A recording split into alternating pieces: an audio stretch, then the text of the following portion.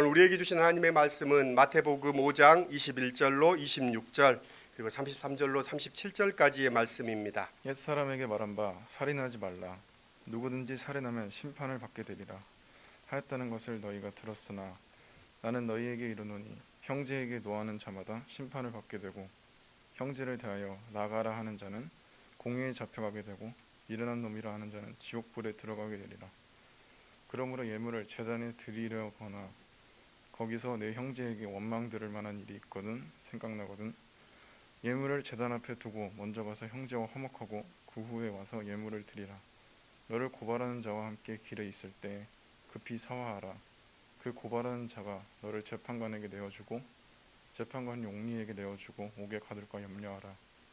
진실로 내게 이르노니 내가 한 푼이라도 남김없이 다 갚기 전에는 결코 거기서 나오지 못하리라. 또 옛사람에게 말한 바 헛 맹세를 하지 말고 내 맹세한 것을 주께 지키라 하였다는 것을 너희가 들었으나 나는 너희에게 이르노니 도무지 맹세하지 말지니 하늘로도 하지 말라. 이는 하나님의 보좌이며 땅으로도 하지 말라. 이는 하나님의 발등상이며 예루살렘으로도 하지 말라. 이는 큰 임금의 성이며 내 머리로도 하지 말라. 이는 내가 한 터력도 휘고 검게 할 수 없음이라. 오직 너희 말은 옳다 옳다 아니라 아니라 하라. 이에서 지나는 것은 악으로부터 나느니라. 이는 하나님의 말씀입니다. 하나님 감사합니다. 인류의 고통에 깊이 슬퍼하시고 또 감싸지 않으시는 주님께서 고통 중에 있는 이들에게 위로해 주시기를 빕니다. 지난주 2월 6일 튀르키예와 시리아 국경에 진도 7.8 그리고 또 7.6의 큰 지진이 발생했습니다. 튀르키예 시민들 벌써 2만 명 이상이 숨졌고 또 시리아 시민들 3천 명 이상의 사망자가 추정되고 있습니다. 사망자가 적게는 10만 명이 넘을 것이라고 미국 지질학회는 이렇게 예측하고 있습니다. 또 벌써 75만 명에 이르는 사람들이 이재민이 되었고 또 폐허 속에 갇힌 가족들을 기다리며 그 폐허 가운데 영하 3도에 이르는 이 추위 가운데 야외에서 이렇게 생활을 하면서 추위를 견디고 삶을 이어가고 있습니다. 세계 120국에서 도착한 구조대 6,500명이 구호 활동에 힘을 보태고 또 구조대는 어떻게든 사람을 구하려고 애쓰고 있는 상황입니다. 지진으로 인한 매몰되었을 때 이 결정적인 구조 시간 그러니까 골든 타임이 72시간 정도로 보고 있습니다. 특히 현재의 온도가 영하 3도까지 낮아지면서 생존자들에게 큰 위협이 되고 있는 상황입니다. 지진 발생 벌써 이제 이 120시간 이상이 지나가고 있는데 어제 또 튀르키예에서 이렇게 사람들이 구조되는 모습들을 보면서 뭉클해지기도 했습니다. 시리아 민간 구조대인 하얀 헬멧은 자신들은 생명의 신호를 찾고 또 기다리고 듣고 있습니다. 우리는 잔해 속에 있는 이들을 홀로 남겨두지 않을 것입니다. 희망을 잃지 않을 것입니다. 라는 인터뷰를 보면서 어쩌면 그들은 인류에게 작은 등불과도 같은 존재이구나라는 생각을 했습니다. 절망의 이 어둠이 깊어서 인간을 덮을 때도 한 줄기의 빛은 그를 구원합니다. 주님이 빛이 되셔서 그 땅 가운데 임하여서 참 하나님 그 땅에 긍휼을 베풀어 주시기를 간구합니다. 좋으신 주님, 평화의 주님, 이 고통받는 세상에 임하시기를 간구합니다. 계속해서 산상수훈의 말씀을 듣습니다. 주님은 당신의 제자들이 평생 잊을 수 없는 말씀을 하셨습니다. 너희는 세상의 소금이다. 너희는 세상의 빛이다. 참 이 말씀을 만난 제자들은 평생에 이 말씀을 간직하고 살았을 것입니다. 오늘 우리도 참 세상의 소금으로 빛으로 불러주신 그분 안에서 그 생소망의 빛을 꺼뜨리는 것이 아니라 그 빛을 잘 간직하며 그 빛을 세상에 비추는 우리가 되기를 간구합니다. 주님은 당신이 세상에 온 것이 율법이나 예언자들의 말을 폐하러 온 것이 아니라 완성하러 왔다고 하십니다. 이 말을 오해하지 말아야 합니다. 뭔가 부족하여 완성한다는 말이 아닙니다. 그 율법의 말들 속에 깃든 그 알짬들, 그러니까 그 말의 핵심을 주님은 드러내기 위해서 이 땅에 오셨습니다. 이것을 당신의 소명으로 삼으셨습니다. 완성한다라는 뜻의 이 헬라어 플레오는 충만하게 하다라는 뜻을 내포하고 있습니다. 그래서 주님은 옛 사람들의 말을 반복하는 데 머물지 않고 그것들을 충만하게 만드셨다는 말씀입니다. 말씀이 육신이 되었다는 것도 같은 뜻일 겁니다. 주님은 자신이 율법을 폐하러 온 것이 아니라고 하셨습니다. 그렇게 말씀하신 이유는 당시의 바리새인들과 서기관들로 대표되는 종교 지도자들의 눈에는 예수의 행위가 율법을 파괴하는 것처럼, 그래서 율법의 파괴자처럼 느꼈기 때문입니다. 당시 자신들이 그어놓은 의인과 죄인들의 선을 무시하고 행동했던 예수를 바리새인들은 흔쾌히 받아들일 수 없었습니다. 그래서 그들은 이 예수를 의심의 눈초리로 바라보고 예수 사역 초기에는 예수를 알아보기 위해서 식사 자리에 예수를 초대했던 이야기들도 우리가 읽게 됩니다. 바리새인과 예수님의 관계는 처음부터 적대적이지는 않았습니다. 어쩌면 예수를 자신들 편으로 끌어들일 수 있을 것이라고 바리새인들은 생각했던 것 같습니다. 그러나 예수의 품은 더 넓었습니다. 의인들만 품는 것이 아니라 죄인들까지도 하나님 나라에 초대하시려는 이 예수를 그들은 품을 수 없었습니다. 오히려 예수는 이스라엘의 잃어버린 양들에게로 나는 보냄을 받았다라는 말씀을 통해서 예수의 지향이 어디인가를 예수는 오히려 밝히십니다. 산상수훈에서 예수는 자신이 율법의 파괴자가 아니라 오히려 율법의 본 뜻을 충만히 드러내기 위해서 율법의 완성자로 왔노라고 선언합니다. 제자들에게 의롭다고 자부했던, 또 자타가 공인했던 당시의 유대인들은 바리새인 하면 의로운 사람들이라고 생각했습니다. 오늘 우리 시각에는 외식하는 사람들 정도로 생각하는데 그렇지 않습니다.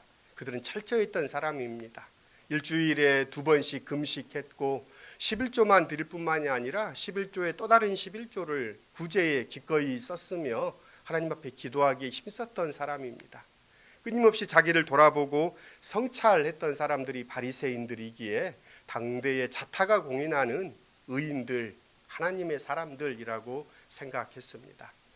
그런 그들 속에서 예수님은 너희 의가 바리새인보다 더 낫지 않으면 너희는 결단코 하나님 나라에 들어갈 수 없다라는 말씀은 오늘 우리에게 큰 도전이 아닐 수 없습니다. 오늘 봉독한 본문은 예수께서 충만히 드러내고자 하는 율법의 본 뜻을 밝히고 있는 예수님의 선언입니다. 살인과 또 간음과 맹세에 대한 가르침, 그리고 우리가 읽지는 않았지만 이어지는 이야기들은 율법의 경건의 표지라고 할 수 있는 바리새인들이 힘썼던 금식과 구제와 기도에 대한 가르침으로 이어지는 본문입니다. 더 나은 율법, 더 나은 의가 무엇인가를 밝히고 있는 예수님의 핵심이 이 산상수훈 안에 담겨져 있습니다. 산상수훈의 이 율법은 명령입니다. 하나님은 이렇게 하라라고 백성들에게 주신 정언 명령에 해당합니다. 명령은 대개 명령하는 편에 요구를 담고 있습니다. 명령을 주고받는 쌍방 간의 힘과 지위의 차이가 형격할 때, 그 차이를 강조할 때 그렇습니다. 보통 지배자와 피지배자의 관계에서 그렇고, 갑과 을의 관계에서도 그렇고, 신과 인간과의 관계에서도 그렇습니다. 어쩌면 약자는 강자의 명령을 따름으로써 자신의 생존을 보장받고 또 필요를 채우고 대가를 받을 수 있습니다. 약자는 강자의 뜻을 충족시켜야 한다는 두려움으로 의무를 갖습니다. 신의 명령을 잘 지키면 복을 받는다라는 믿음은 이런 전제를 바탕으로 하고 있기 십상입니다. 반대로 명령을 받는 자를 위한 명령도 있습니다. 이 경우는 힘과 지위의 격차가 아니라 사랑과 신뢰의 관계를 토대로 합니다. 부모와 자녀와의 관계가 그렇고 친구 관계가 그렇습니다. 또 드물게는 신과 인간의 관계가 그렇습니다. 강자와 약자는 존재할 수밖에 없지만 더 큰 의무를 지는 것은 약자가 아니라 강자입니다. 명령에 복종하는 것은 두려움 때문이 아니라 상대를 신뢰하기 때문입니다. 하나님이 이스라엘에게 주신 명령과 규칙들을 율법이라고 합니다. 이스라엘은 자신들이 율법을 지킴으로써 하나님인 이스라엘의 하나님이 되고 자신들은 하나님의 백성이 된다고 믿었습니다. 하나님이 백성이 되는 것은 그들은 의인이 되는 것이다라고 생각했고, 율법은 이스라엘을 의롭게 만드는 목적을 지닌 계명으로 이해했습니다. 그래서 당대의 유대인들의 목표는 의인이 되는 것, 성서의 시편의 말씀들은 의인과 악인을 대비해서 설명합니다. 그래서 율법을 따르는 사람은 의인, 율법을 거스리는 사람은 죄인으로 구분지었습니다. 우리는 100여 년 전에 유교 사회였던 세상이 있지요. 유교 사회에서 이상으로 삼았던 인간상은 성인이었습니다. 근데 성인은 다다르기가 정말 어려웠고, 그래서 군자를 이상적인 인물로 소개했습니다. 그래서 논어나 유교의 경전들을 읽으면 군자와 소인을 대비하고 있는 것을 보게 됩니다. 그래서 군자를 이상적인 삶으로 지향하지요. 오늘 우리가 사는 세상은 민주주의이고 자본주의 세상을 살아갑니다. 정치 체계로는 민주주의이지만 자본이 어떻게 보면 우리 삶에 더 큰 영향을 미치고 있는 삶입니다. 자본주의 세상의 인간상은 부자입니다. 그래서 부자 되세요라는 한 20여 년 전에 그런 카피라이트도 있었는데요. 그래서 누구든 자본가가 되는 것이 이 자본주의 사회에서는 가장 이상적인 모습일 것입니다. 어떻게 보면 성서의 이 가르침은 오늘과 너무 동떨어져 있다. 의인이 되는 것을 목표로 하면서 우리가 살아가는가?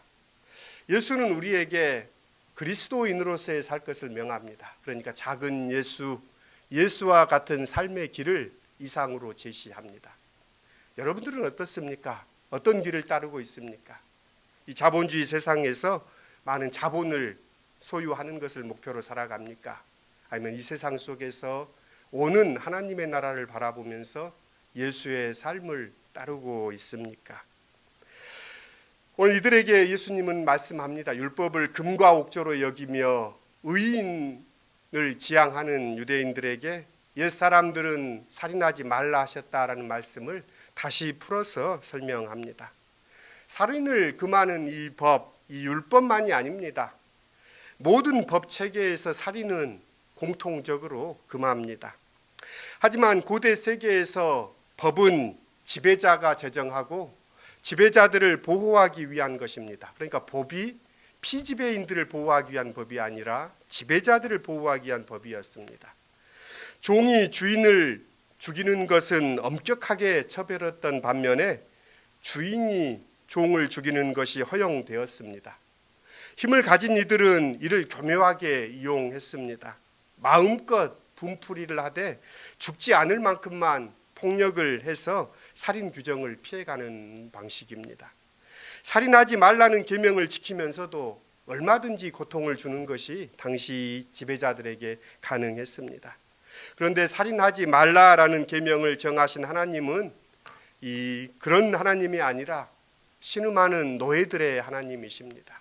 지배하는 바로의 하나님이 아니라 바로의 지배 아래 신음했던 노예들의 하나님이십니다.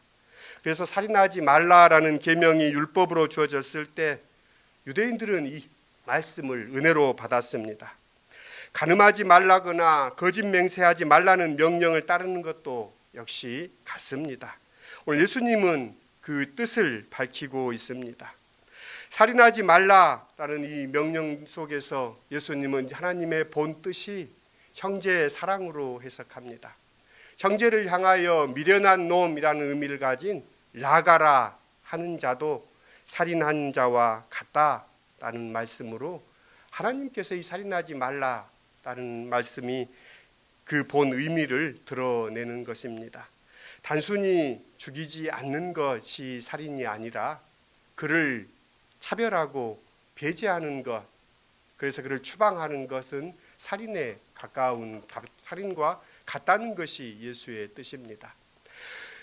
오늘날 우리가 살아가는 세상에서 이런 차별과 또 이런 배제가 행해지고 있습니다. 어느 곳에서도 환영받지 못하는 난민들을 우리가 알고 있고요. 코로나 상황에 우리가 이제 벌써 기억이 가물해지는데, 코로나가 막 발생했을 때 이 웨스트르담호 기억하십니까? 예, 웨스트르담호가 5개국에서 입국을 거부당했던 사건이 있었습니다. 그래서 2주 동안 바다를 표류했는데요. 그 배 안에 코로나 환자가 발생했다는 겁니다. 그래서 어느 나라도 그 배를 받아들이지 않았던 사건입니다. 승객 2,200명을 배를 태우고 싱가포르에서 출항했던 이 배는 2주 동안 정박할 곳을 찾지 못하고 또 돌았습니다. 홍콩에서도 거부하고 일본에서도 거부하고 타이완, 괌, 필리핀, 태국에서도 이들의 입국을 거부했습니다. 이후 선사 측에서 확진 환자가 없다라고 소식을 전했지만 그래도 선뜻 받아줄 나라가 없었던 상황입니다. 그러면서 순식간에 이 소식들이 전해지고 승객들은 분노했지요. 누구도 우리를 원하지 않는다라는 그런 상황 속에 우리도 똑같은 사람이다. 어느 나라든 우리를 받아달라. 집으로 돌아가고 싶다라고 호소했던 사건이 있었습니다. 이런 배제와 차별 또 받아들여지지 않음이 현대판 그런 살인에 해당합니다. 형제를 무시하고 얕보고 그에게 교묘한 폭력을 가하는 것은 살인과 같다는 예수의 말씀입니다. 하나님은 나그네와 이방인들의 하나님이라고 자신을 성서에서 소개합니다. 그래서 너희는 나그네와 고아와 과부를 너희 형제처럼 받아들여라라는 말씀들을 오늘 우리에게 경종을 울립니다. 오늘 봉독하진 않았지만 간음하지 말라라는 계명도 그렇게 해석할 수 있습니다. 간음하지 말라라는 것은 단순히 도덕적인 계명이 아니라 고대 사회의 여성은 한없는 약자였습니다. 그래서 인구수를 셀 때도 여성은 그 수에 들어가지 않을 정도로 미미했던 존재들입니다. 여성을 보호하려는 취지에서 하나님은 이혼하지 말 것을 명합니다. 강자인 남성이 약자인 여성을 함부로 착취하던 것이 당연하던 때에 하나님은 간음하지 말라라는 계명으로 여성들을 보호하려 했습니다. 예수께서도 간음죄를 빙자하여 아내를 버리려는 시도에 대해서 불가하다라고 선언하십니다. 행동으로 옮겨지지 않는 것은 오늘 우리 시대의 죄로 간주하지 않습니다. 그러나 주님은 심지어 더 넓게 해석합니다. 음욕을 품는 것 자체가 이미 간음한 것이다라고 하심으로써 사람들에게 약자를 멋대로 정죄할 수 없도록 하신 겁니다. 곰곰이 생각해 보면 가족을 최고의 가치로 종교는 여깁니다. 그러나 예수께서는 혈연적 가족에 한정짓지 않습니다. 오히려 그 혈연적 가족에 얽매이지 않으시고 하나님의 말씀을 행하는 사람은 나의 어머니요 나의 누이다라고 말씀하십니다. 가히 혁명적인 선언입니다. 예수께서는 결혼하지 않으셨고 가정을 이루시지도 않았던 것을 우리가 생각하게 됩니다. 맹세하지 말라라는 뜻도 그렇습니다. 의인이 된다는 것은 당시 유대 사회에서는 엄청난 존경과 또 힘을 갖는다는 것을 의미합니다. 그래서 과시적으로 맹세함으로써 또 그 맹세를 지킴으로써 자신이 의인이다라는 것을 드러내는 경우가 많았습니다. 하지만 예수께서는 그런 헛맹세를 하지 말라라고 말씀합니다. 맹세 자체를 하지 말 것을 명합니다. 오히려 산상수훈에서 이어지는 말씀들은 은밀하게 행하라라고 말하지요. 맹세하고 자신을 드러내지 말고 오히려 자신을 감추라라는 뜻으로 주님은 말씀합니다. 인간의 본성은 참 고약합니다. 어디에서나 자기 편을 찾고 또 그 편에 소속돼서 안정감을 얻으려 합니다. 많은 은사가 나타났던 고린도 교회에 바울이 교회를 개척했던 교회인데요. 많은 공을 들였던 교회입니다. 사도행전에 따르면 바울이 1년 이상 머물렀던 교회이기도 합니다. 근데 바울이 떠나자 바울파, 아볼로파 그러면서 이 교회가 갈라지는 이야기를 듣게 됩니다. 예수는 자신을 오히려 감추고 또 우리가 하나님 안에서 한 형제요 자매임을 드러내십니다. 예수께서 율법을 폐하러 오신 것이 아니라 완전하게 하려 오셨다는 말씀을 다시금 기억할 필요가 있습니다. 율법을 완전하게 하고 율법의 온 의미를 드러내셨던 예수의 삶은 오늘 우리의 영원한 표지입니다.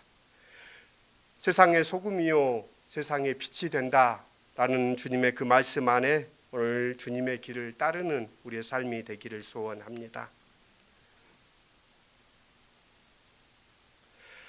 오늘 설교를 마무리합니다. 산상수훈에서는 주님은 옛사람의 말에 담긴 속뜻을 풀이해서 설명해 주셨습니다.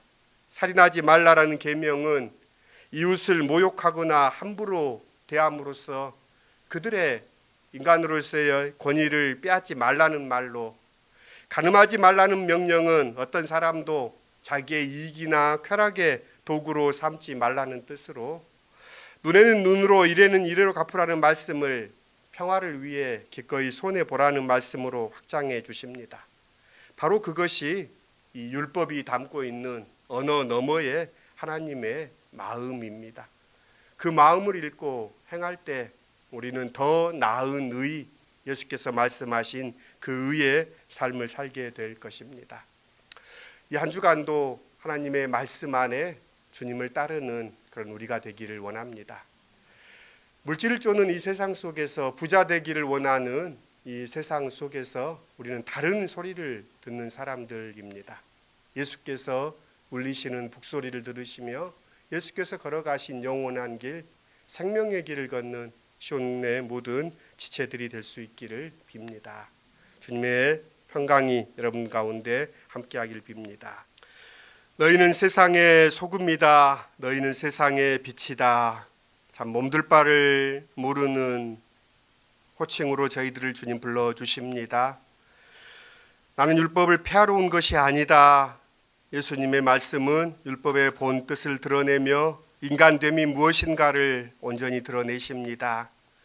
하나님, 우리가 이 세상에서 참 사람이셨던 예수를 닮아가는 사람 되게 하여 주십시오. 그리하여서 사람이 사람 되기 어려운 세상에서, 사람으로 살아가기 힘든 세상에서 참 사람의 길을 걷는 저희들이 될 수 있도록 이끄시고 인도하여 주십시오. 말씀 안에 담겨져 있는 하나님의 본디 마음을 잘 읽을 수 있도록 도와주시고 그 말씀 안에서 행하는 시온의 모든 지체들로 주님 이끌어 주십시오.